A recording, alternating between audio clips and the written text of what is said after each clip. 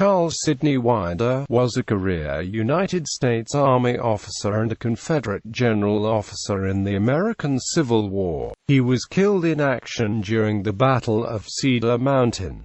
Early life and career. Winder was born in the town of Easton in Talbot County, Maryland, a nephew of future U.S. Naval Officer Franklin Buchanan and a second cousin to future Confederate General John H. Winder. He attended St. John's College, also located in Maryland. Then in 1846 he entered the United States Military Academy at West Point, and graduated 22nd of 44 cadets in 1850. He was appointed a brevet second lieutenant in the 4th U.S. Artillery. Exactly a year after leaving West Point, Winder was promoted to second lieutenant in the 3rd U.S. Artillery on July 1, 1851. Winder served as the 3rd S. Regimental Adjutant from April 4, 1854 to March 3, 1855, with a promotion to first lieutenant coming on April 5, 1854.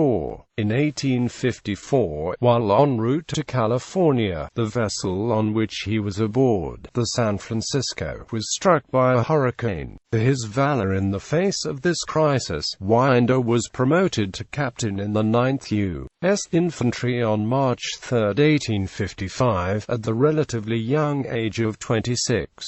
He later saw action against Native Americans in the Washington Territory. At the outbreak of hostilities between North and South, he resigned from the Army in 1861.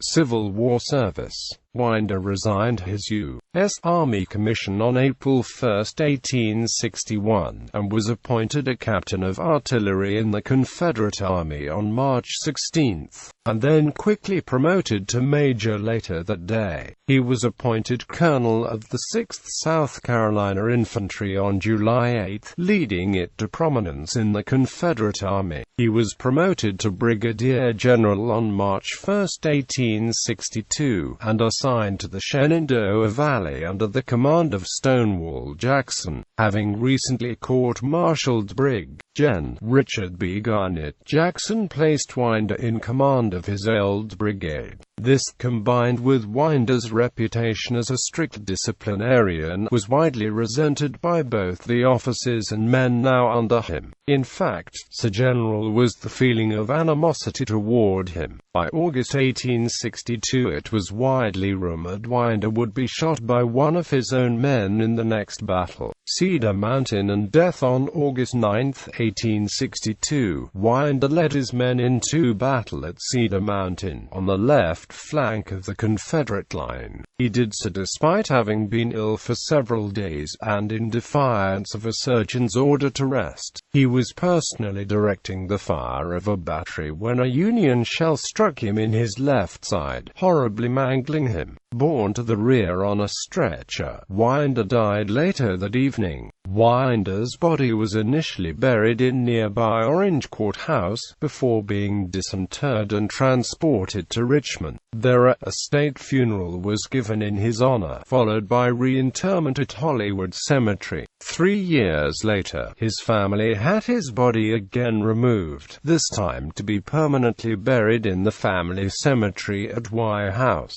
located near his birthplace of Easton, Maryland. In his official report of the battle, Stonewall Jackson lamented General Winder's loss, writing, "It is difficult within the proper reserve of an official report to do justice to the merits of this accomplished officer, urged by the medical director to take no part in the movements of the day because of the then enfeebled state of his health. His ardent patriotism and military pride could bear no such restraint. Richly endowed with those qualities of mind and person which fit an officer for command and which attract the admiration and excite the enthusiasm of troops, he was rapidly rising to the front rank of his profession. His loss has been severely felt.